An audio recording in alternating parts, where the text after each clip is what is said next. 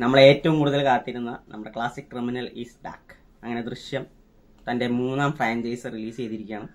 1 എനിക്ക് തിയേറ്ററിൽ കാണാൻ പറ്റില്ല, ഞാൻ CD-യിലൊക്കെ കണ്ട് ഗൂസ് ബമ്പ് അടിച്ചിരിക്കുകയായിരുന്നു. സെക്കൻഡ് പാർട്ട് നമുക്കറിയാം OTT റിലീസ്, ബട്ട് സ്റ്റിൽ അതിൻ്റെ ക്ലൈമാക്സ് കാണുമ്പോൾ നമുക്ക് ഇപ്പോഴും ഒരു ഗൂസ് ബംസ് ഉണ്ട്. അപ്പോൾ ആ ഒരു ആംഗിളിൽ വെച്ച് നോക്കുമ്പോൾ ഇത് തിയേറ്റർ എക്സ്പീരിയൻസ് ചെയ്യാനുള്ള ഒരു ഭയങ്കര ഹൈപ്പ് നമ്മുടെ ഉള്ളിലുണ്ട്, എല്ലാവരുടെയും ഉള്ളിൽ. അങ്ങനെ തേർഡ് വന്നിരിക്കുകയാണ്.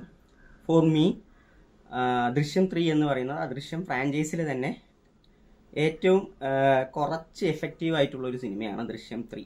അങ്ങനെ മോശം സിനിമയാണെന്ന് ഞാൻ പറയില്ല.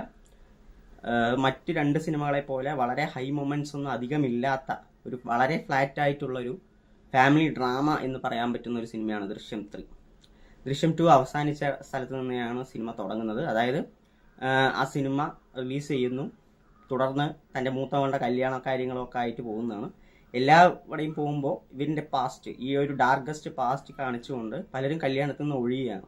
അങ്ങനെ ഇതിന് പുറകെ പോകുന്ന ജോർജ് കുട്ടിയും പിന്നെ നടക്കുന്ന സംഭവങ്ങളുമാണ് സിനിമ പറയുന്നത്.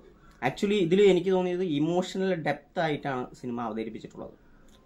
അതിൽ ജോർജ് കുട്ടി എന്ന ക്യാരക്ടർ നമ്മുടെ മോഹൻലാൽ ഗംഭീരമായി ചെയ്തിട്ടുണ്ട്. കാരണം ആ ഒരു പേടിയും പരിഭ്രമവും ആകെ മൊത്തത്തിൽ അതിൽ പറയുന്നത് പോലെ ഏകദേശം സകല ആളുകൾക്ക് ഇതിൻ്റെ സത്യാവസ്ഥ അറിയാമെന്ന് പറയുന്നു. എല്ലാവരും തന്നെ എങ്ങനെയാണ് കാണുന്നത്, മക്കളടക്കം ഇനി ക്രിമിനലായിട്ടായിരിക്കും കാണുന്നുള്ള ഒരു കുറ്റബോധം, ഗിൽട്ട്, പേടി, അങ്ങനെ വിവിധ ഭാവങ്ങൾ പറഞ്ഞു പോകുന്ന ആ ക്യാരക്ടർ നമ്മളെ കൺവിൻസ് ചെയ്യുന്ന രീതിയിൽ വളരെ നന്നായി തന്നെ ചെയ്തിട്ടുണ്ട്. മറ്റ് 2 പടങ്ങളെ പോലെയും വളരെ ഫ്ലാറ്റായി തുടങ്ങി ഇൻ്റർവെലിന് അത്യാവശ്യം ഒരു ഹുക്ക് ഇട്ടിട്ടുകൊണ്ടാണ് സിനിമ അവസാനിപ്പിക്കുന്നത്. സെക്കൻഡ് ഹാഫിലോട്ട് കടക്കുമ്പോൾ ഒരു പോയിന്റിലെത്തിയതും സിനിമ അത്യാവശ്യം ഒരു ത്രില്ല് മൂഡിലോട്ട് വരുന്നുണ്ട്. അപ്പോൾ വീണ്ടും നമ്മൾ കാണുന്നവർ ഭയങ്കര എക്സ്പെക്റ്റ് ചെയ്യും, അപ്പോൾ സംതിങ് ഗോയിങ് ടു ഹാപ്പൻ എന്നൊക്കെ പറയുന്ന പോലെ. പക്ഷെ അതൊന്നും ഉണ്ടാകാതെ വളരെ ഫ്ലാറ്റായി തന്നെ അവസാനിക്കുന്ന ഒരു സിനിമ കൂടിയാണ് ദൃശ്യം 3. കുറച്ച് ട്വിസ്റ്റുകൾ, ജിത്തു ജോസഫിനെ പോലെ തന്നെ കുറച്ച് ട്വിസ്റ്റുകൾ ഈ സിനിമക്കകത്തും ഉണ്ട്. പക്ഷെ അത് ഒന്നും അത്രയ്ക്ക് തൃപ്തി കിട്ടുന്ന അല്ലെങ്കിൽ ഒരു ഹൈ കിട്ടുന്ന ഒരു ട്വിസ്റ്റ് ആയിരുന്നില്ല മൊത്തത്തിൽ. ഞാൻ പറയുകയാണെങ്കിൽ ഇതിൽ ക്യാരക്ടറൈസേഷൻ ആണെങ്കിലും ഒരു ഗംഭീര ക്യാരക്ടർ കൊണ്ടുവന്നിട്ട് അതിനെ ഒരു കോമാളിത്തരം പോലെ കാണിച്ച പോലെ എനിക്ക് ഫീൽ ചെയ്തു.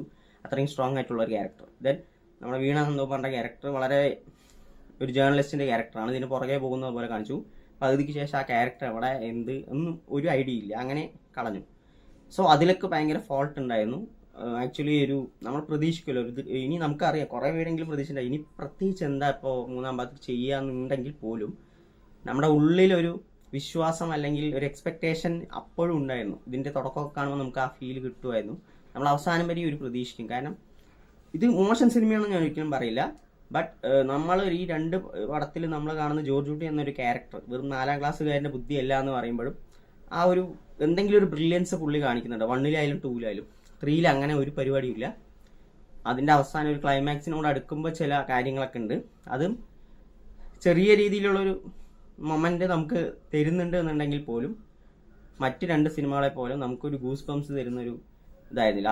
അത് നമ്മൾ മറ്റേ 2-ലടക്കം നമ്മൾ OTT റിലീസായിരുന്നു. അതുകൊണ്ട് എന്തുകൊണ്ട് തിയേറ്റർ റിലീസ് ചെയ്തിട്ടില്ല എന്നുള്ളതാണ്.